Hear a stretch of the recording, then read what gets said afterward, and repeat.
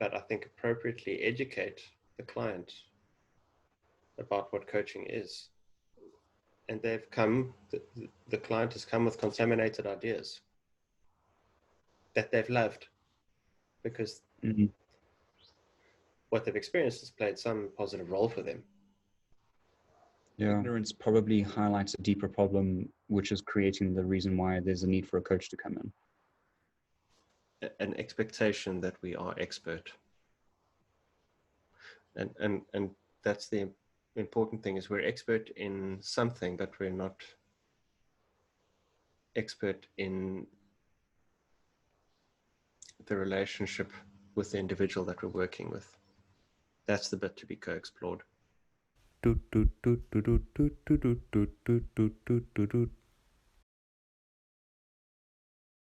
Hi, welcome to Coaching Reflections. I'm Alex van Westphien. And I'm Andrew Matthews. We have absolutely no idea what we're going to talk about today, so let's see where it goes. Yeah. Well, I suppose we don't, it's not that we don't have any idea. It's we've got a prompt of a kind of a question. Sure. And see where that goes. Yeah. So the general theme is clients' awareness of or understanding of the services that we offer. Originally, we talked about coaching, but I think that can probably expand to supervision as well. In fact, I think it'd be useful to cover supervision. My experience of coaches, specifically in South Africa, is that they don't know much about supervision. It's interesting you say about South Africa, but it might be another point to look at, or another facet, is to say where do we see the most coherent understanding of it? And for myself, it's when we engage with peers or colleagues or other professionals in the UK in particular, and then into France and into Greece and maybe Portugal seems the ones that I have the most contact with, that seems to have the most coherent, consistent understanding of what coach supervision is. Mm-hmm. But recently I connected with somebody by chance based in Hong Kong, and they also had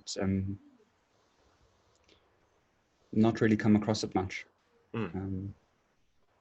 So it seems like there's some like hotspots about where it's really well known, and coaches engage in it wholeheartedly, and elsewhere it seems a bit of a gray area, maybe falling into the stigma of the name of supervision. That could be part of the story that gets in the way. I have a whole bunch of questions, cans of worms being opened, that last bit. We have some colleagues in Switzerland as well. We're familiar with supervision. So, I mean, I would just, if we're going to name regions, I'd say Europe is more familiar with supervision as a concept, and have had exposure to it as well. So, and in terms of coaching, have you noticed any differences there in the regions? It's interesting because I've been in coaching the longest, and I seem to have maybe less data to pull on. Maybe that's because of your interest. Yeah, maybe. And also maybe how I came into each of the paths. Yeah. With a different focus. Yeah. Yeah. That's probably a bit of a projection from me, because that is my interest as well, to do more supervision than coaching. And I consequently have had more exposure to supervision clients from abroad than coaching clients from abroad. generally speaking. But maybe we can lump the topic together in terms of both modalities, clients' awareness of what the modality is about. I don't know, maybe it won't work. Well, it's interesting because the thing that kind of caught my brain a bit was, so I can't remember the specific organizations, but I do know that there are a couple of very big corporate organizations in South Africa that have really robust coaching and mentoring programs within their organizations, and they've switched the definitions of coaching and mentoring compared to a body like Commensa, who has specific definitions of the two, and also ICF having obviously a very specific definition of what coaching is, and these organizations have swapped them somehow. That's interesting. Yeah. So are you comfortable to mention them? So I actually don't. I have a hunch, but I don't know who if they are them. I know one's in the financial sector and one's in the sort of mineral mining sector. But so that was something that kind of hooked my thinking. Not sure if that can weave into how you pose the question. And thinking that in relation to in Europe, where the ICF has had a more significant presence of setting the flow or the trend or the tone of what coaching is. And then there's loads of other professional bodies that are Europe based that have that help reinforce that sort of global or umbrella understanding of what coaching is there. Yeah. So what you make me think of is the difference in regions of how coaching and maybe even supervision is applied, and the social understanding of them. Like, my sense is that in the US, coaching is a lot more transactional in nature and has a lot more of a motivational slant to it, a lot more of an energetic approach compared to other regions.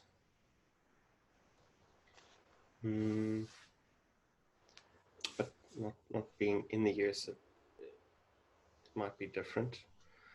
It's just the feeling I get. So what you said about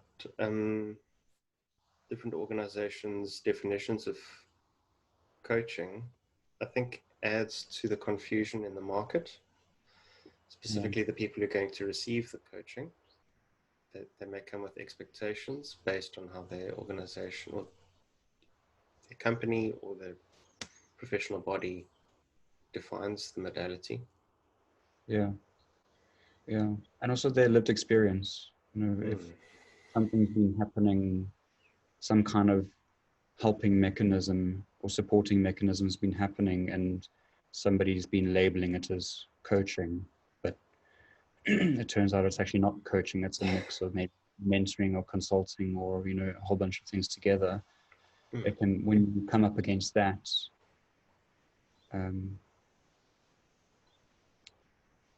it can be quite hard if you're the newbie coming into that system. The newbie being a coach. Yeah. So I've had experiences of that. where the organization looking for coaching has had experiences which were labeled coaching, but on listening to what they've received and what they want more of, it wasn't coaching. Mm. It poses a number of challenges in my mind. The, the, the bigger picture challenge is, what is the state of coaching where that kind of thing can happen? Mm-hmm. So the practitioners who sell something as coaching and it's not coaching. So what does it mean about their ethics, about their professionalism, about their training, about the market's awareness of the modality, and more immediately, it poses challenges to the new coach to politely, but I think appropriately, educate the client about what coaching is. And they've come, the client has come with contaminated ideas that they've loved because Mm-hmm. what they've experienced has played some positive role for them. Yeah. Yeah. I remember once, quite a few years ago, having a conversation. Actually, both you and I were having a conversation with a colleague who'd been in the industry for longer than both of us. And there was an ethical question about coaching multiple people within a management level, and how is that, and how do you keep the ethics in place? Because if you look at sort of textbook ethical practices, ideally each person in a C-suite would have their own coach, so there isn't any contamination over the two, or over any other parties. But in reality, it doesn't always happen like that. I mean, there's many cases where it does, but there's many cases where it doesn't, and for many reasons. And what I loved about the peers' response was they recognize where the potential for ethical issues are, and they know that they invest in themselves to keep themselves ethical, mainly through coach supervision.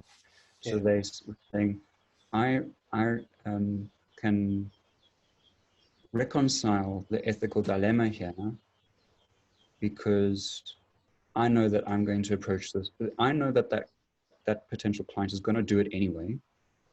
And I know that I'm at least investing in it to keep it ethical as possible. And Yeah, so that also, yeah. There's some, I mean, without focusing on the detail of it, there's a sort of a philosophical approach to the work there. Yeah. That I think is valuable. Yeah.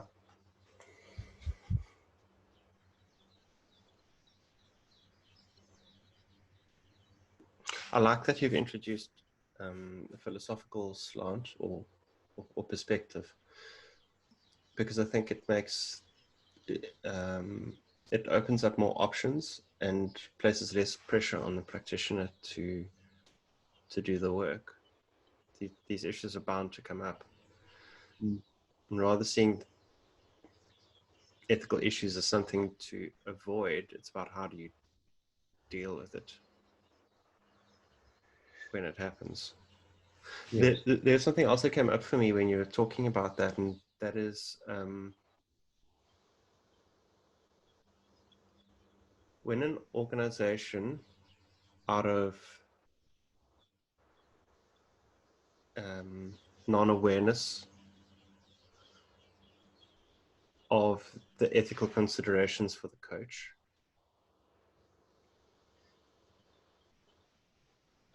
insists on a certain structure that's going to cause ethical issues, or perhaps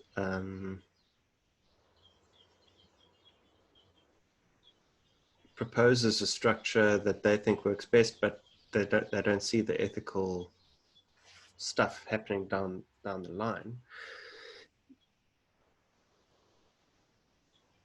If the coach responds to that, does that have an impact on the organization outside of the scope of just the structure of the coaching? So does it create an ethical mindedness for the organization that they can apply outside of the scope of coaching? Like maybe how they structure departments, teams, any relationships that they have. I think the bit that I'm getting a bit confused by is when you said if the coach responds to it. What do you mean?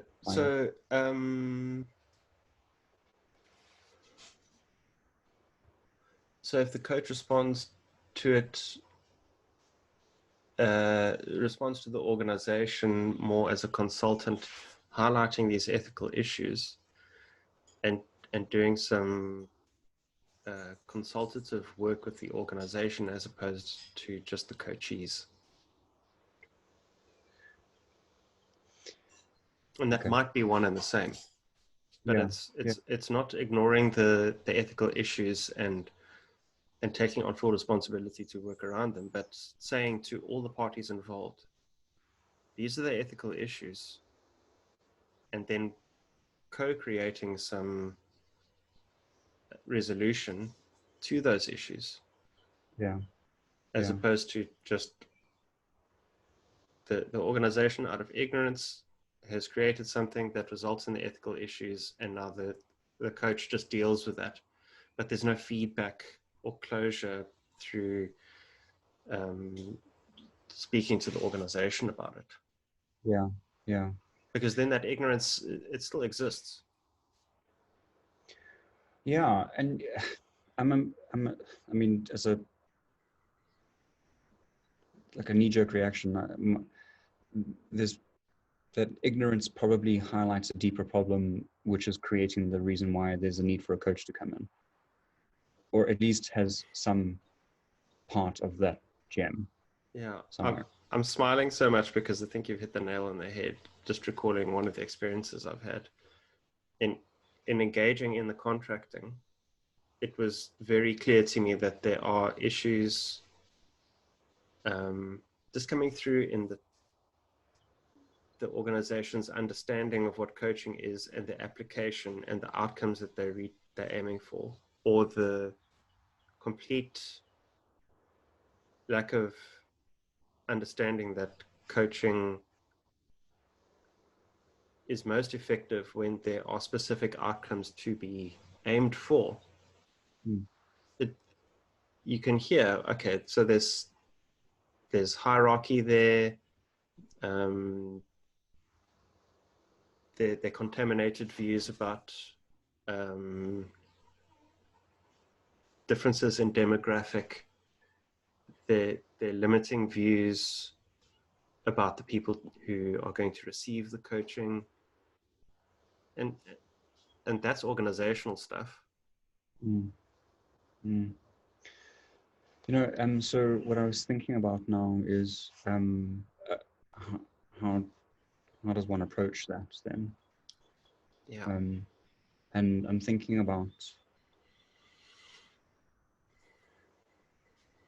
how important it is for the coach, the practitioner, to be aware of these things and feel.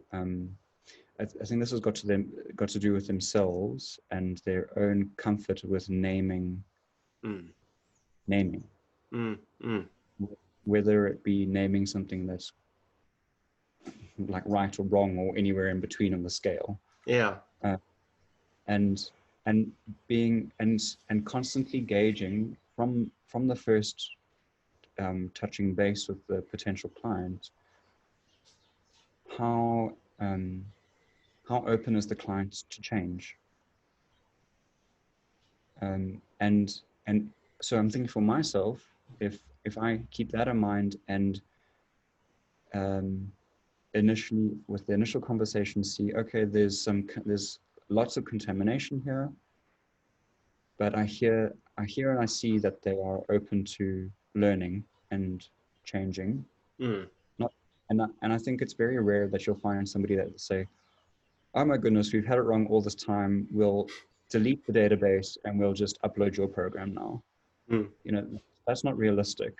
So there is going to have to be some form of a journey that is embarked on. And I think for myself as a professional, keeping myself ethical and safe, because when I'm ethical and safe, I can best show up and be of value. And if I feel initially that this client is not going to budge, then I have an ethical duty to say, this is not work that I can engage in. Yeah. So there's some kind of boundary between engaging, or not being prepared to engage, and being prepared to engage. And I think that boundary even exists when the coach is prepared to engage. My thinking is, if I'm going to use an analogy to demonstrate. If somebody goes to a doctor with a condition that's just a symptom of poor eating habits, they may notice the symptom, like, don't tell me to shred doctors, but let's say, for instance, you start getting nail problems or a skin rash or something like that, that's clearly visible and irritating, but there's actually an underlying cause that's not being addressed, and that's a behavioral cause like poor eating. That if you, as the patient, you're really not even aware of your poor eating habits, but you are aware of your fingernails are falling out, or you've got a rash or something, you want that to be addressed. I would say a poor doctor would just give you some cream or glue your nails back on. You can see my medical expertise coming out here. Yeah. You know, nails can't be glued back on. But a good doctor would address the underlying cause, because you can treat the skin rash and glue the nails back on, but probably worse stuff is going on in the background that hasn't yet manifested. Yeah. And I'd say the same for organizations. They may have a culture that manifests in some kind of issue, and that's all they're aware of because they're so close to and party to the culture that they can't see any issue with it. So now does the practitioner say, okay, I'll just address that issue? They might do out of ignorance. I imagine inexperienced practitioners would maybe not do enough consulting to realize there's bigger issues at play, or they may not have the confidence to do things like what you suggested, name. And so that boundary exists there as well. Like, are you just treating the symptoms, or are you actually creating some kind of change in the organization that's going to create a long-lasting and sustainable change? And I don't quite know how to answer the question you asked about what level of work do you do with them? I'm in the sun. Okay. Like, they're not going to delete their operating system and upload yours. Yeah. But you've got to start somewhere. Yeah. And I think this is where it's so important to have that contracting consultative phase in the beginning to find out what's happening. And I mean, it just so closely links or role models a coaching process. Like when a client comes in to a coaching room and they're just confused, say, like, just get it out, like, talk about it, what's happening. And then you start to say, oh, okay, it sounds like that there's 1, 2, and 3. What's important here? So similarly with an organization, it says, okay, so it sounds like you've got problems in this department. There seems like there's management shifts at this level quite regularly, and you've got high turnover at this level. What's happening here?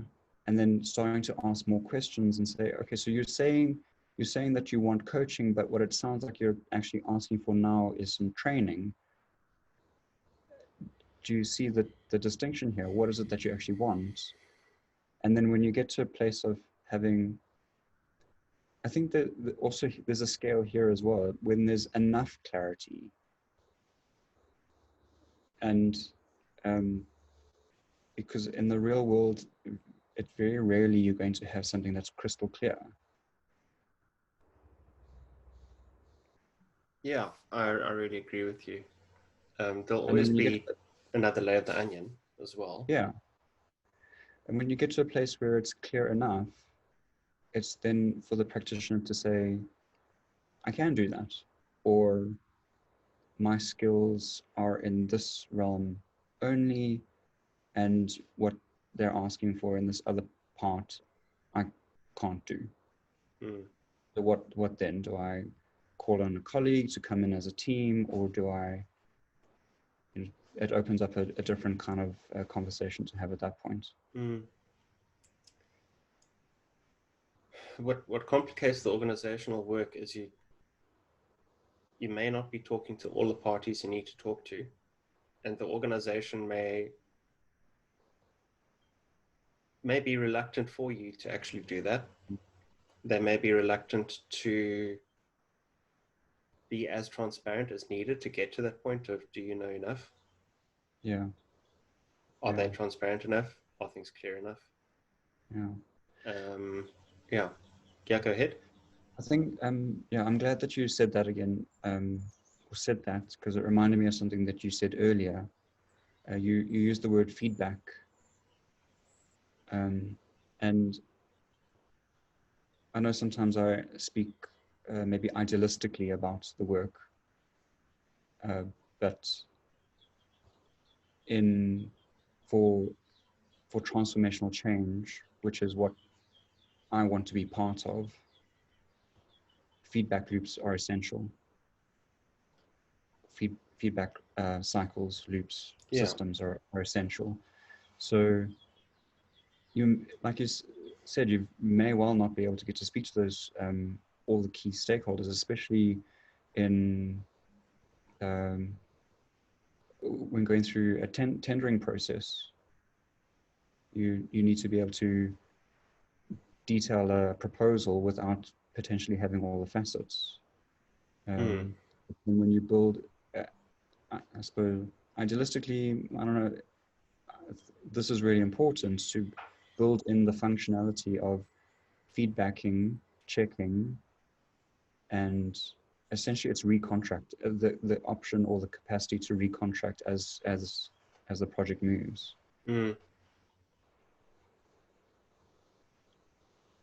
That's such a valuable point, is the recontracting.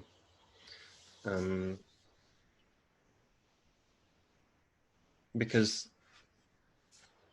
like with individual clients,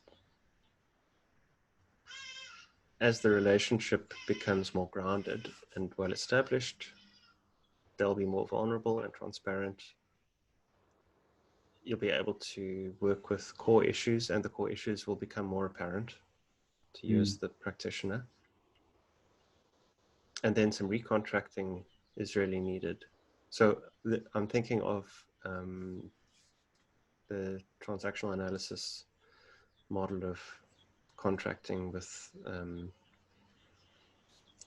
the procedural, professional, and psychological aspects of the contract, and how as the psychological starts to become more known, you can bring that into the explicit contract and recontract on, okay, so what is the actual outcome we're aiming for, and what new modes of working are appropriate here, if any. Yeah.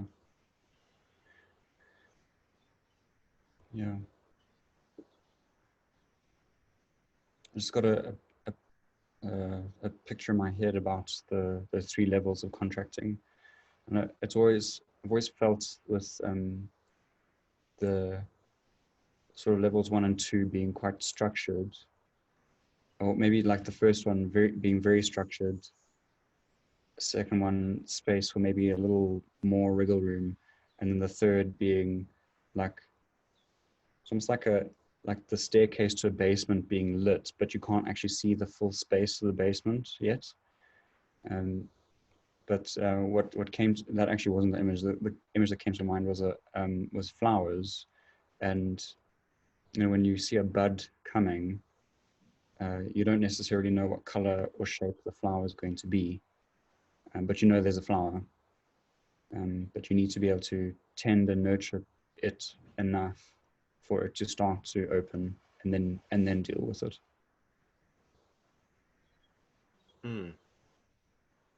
I like both those images.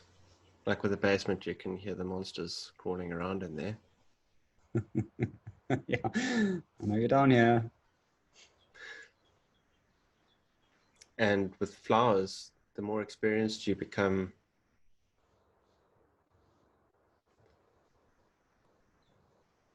what's a flowerologist? Is that the word? That is the word. Flowerologist. Yeah, flowerologists know, okay, this is probably this kind of flower going to come out of here because this is what the leaves look like.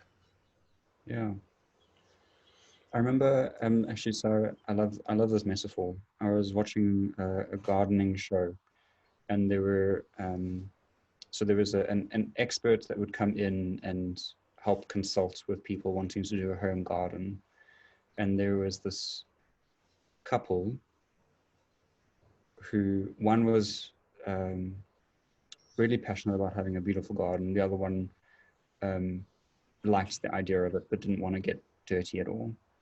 And it turned out having that professional come in saying, your ground is actually terrible, it's not your fault, but the ground condition is terrible, and them being so dedicated to it, excavating about 2 meters of earth to bring in a drainage system, and then turning in the required nutrients into the excavated earth to make the shift actually happen. It's like, you know what you want to get. How much do you want to get it? Did you say to make the shift actually happen? Both works. Okay. Yeah, that's such a nice analogy.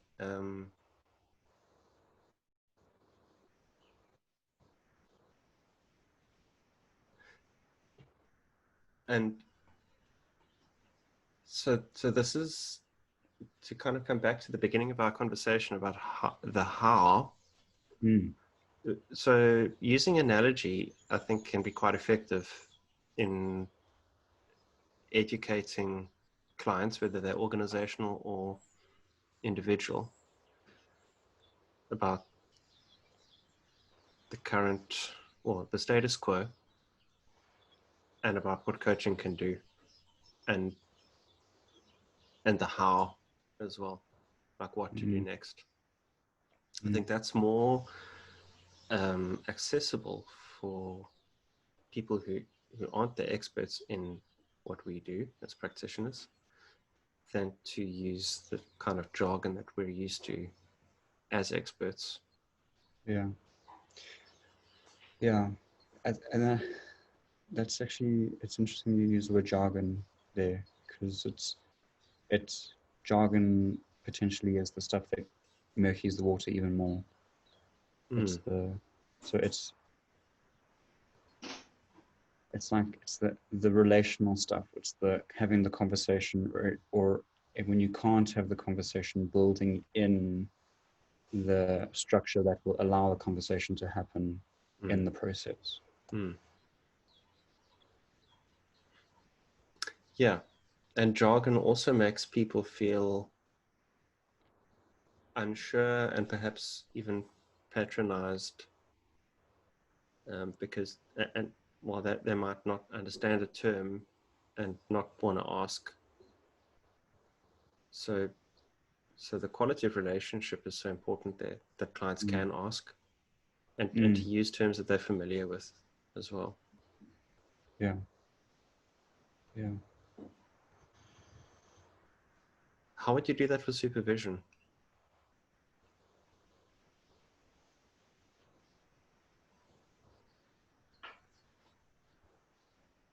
I think the process is the same. It's creating space for conversations to happen.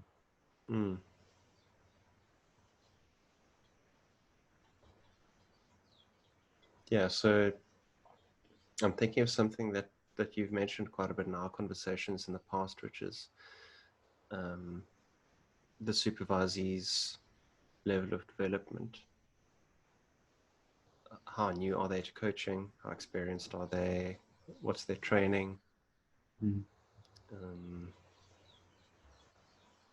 What's their experience with supervision? What are the frameworks that they've used? What's the resolution of those frameworks in understanding relationships and systems, communication? And so being aware of that as the supervisor helps you bring structure to the sessions that you do, and over time working from the focus on contract and relationship to deepen the developmental directions. Yeah, this it's interesting with that the levels or stages of development. When I first started applying my mind to it, actually it was before applying my mind to it. So my knee-jerk reaction to it was, who the hell does this model think it is that it can now try and judge who I am and what level of development I'm at?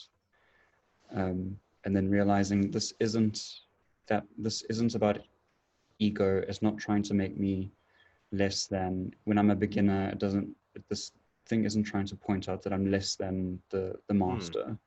It's just it's accounting for where I am and how do I then best decide what's going to best support and challenge me in my development. So that was a significant shift for myself, to be more open to it, and then bringing that into how I work with clients. I suppose that it shifts the way of being, so there isn't it starts to talk to that story behind supervisor, that I'm not here as somebody that's anything more or less than you. I'm here to be a partner in your development. A co-explorer and an instrument. Yeah.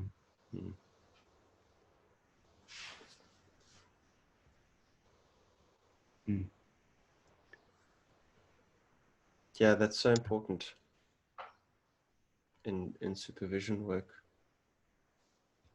And I imagine in organizational work too. I think regardless of whether we're coaches in organizations or with individuals or supervisors, there is always, maybe not always, often an expectation that we are expert. And that's the the important thing is we're expert in something, but we're not expert in the relationship with the individual that we're working with. That's the bit to be co-explored. Mm. We're expert in our field, but every relationship and individual in that relationship is different. So you can't be expert in those. Yeah. This is the two people that come to mind is Stephen Covey's The 7 Habits. One of them is, I'm going to paraphrase it badly, but listen first before speaking, or listen to understand before you try to make yourself understood. And then Jordan Peterson in his 12 Rules. He gives some funny names to his chapters. So the one, it's assume that the person you're speaking to knows something more than you, or something like that. And I love holding those things, because it makes me slow down, get out of my head, and be present with somebody and say, if we're going to work together, we need to connect.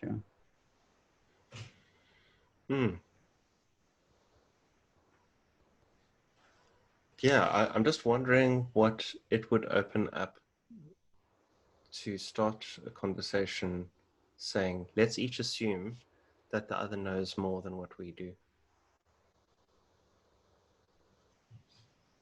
That may land differently for different people. For me, it makes me very excited and curious and full of energy about the potential of the relationship.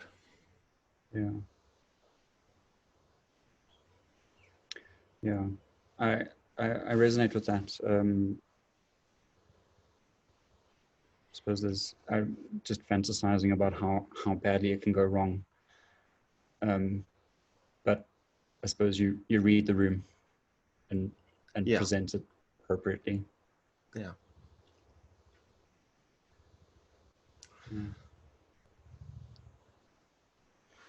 So where are we on this topic? Yeah, I'm wondering if it might be useful to have a stab at each of us bottom lining what we're taking from it.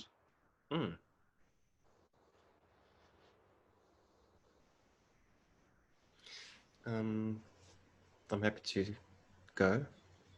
Sure. It's about the importance of relationship and contracting and how those are evolving all the time. And to proactively form the contract and the relationship, but also to be responsive to each of those in a way that best suits the client. So their safety, the potency of the relationship, and the outcomes. Yeah.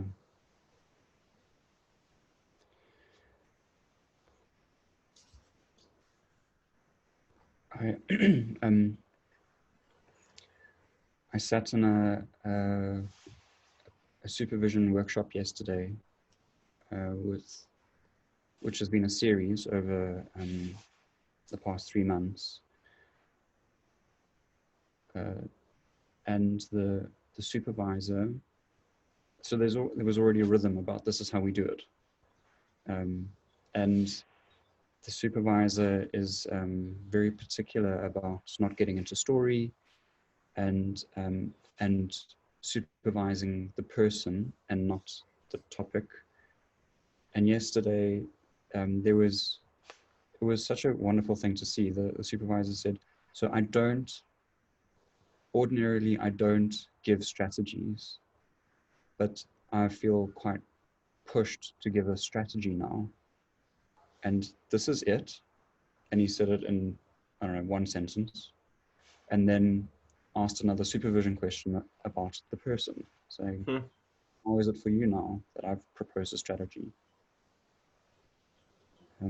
So there was something there about being really adaptive in the moment,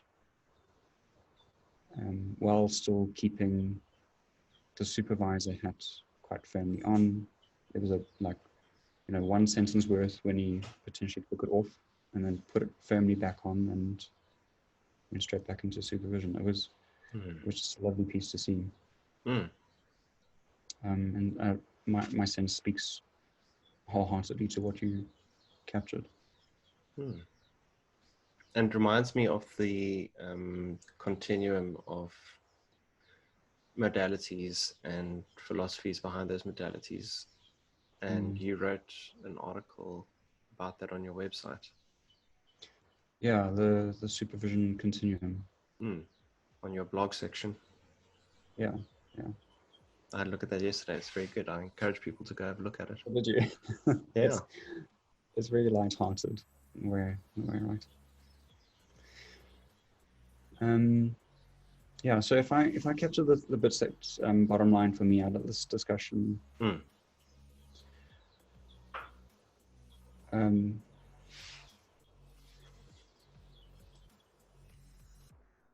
it's looking at figuring out what's on. There's a continuum, and there's many functions within that continuum. What needs to happen to make sure that the work stays ethical, creates or eliminates as many blockages as possible to get the work going, while maintaining the ethics, and to be of the most value to the situation.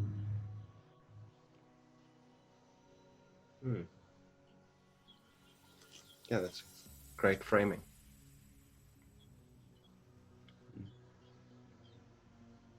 I feel like it's quite when talking about ethical stuff, it can be easy to try and make it more complicated than it needs to be.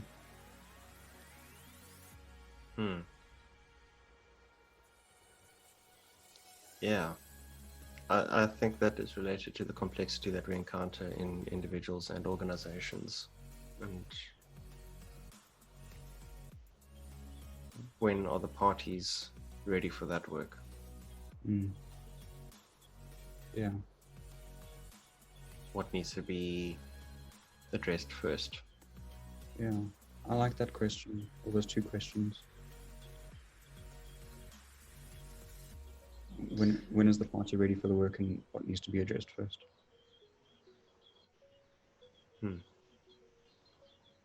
Good. Thank you. Thank you.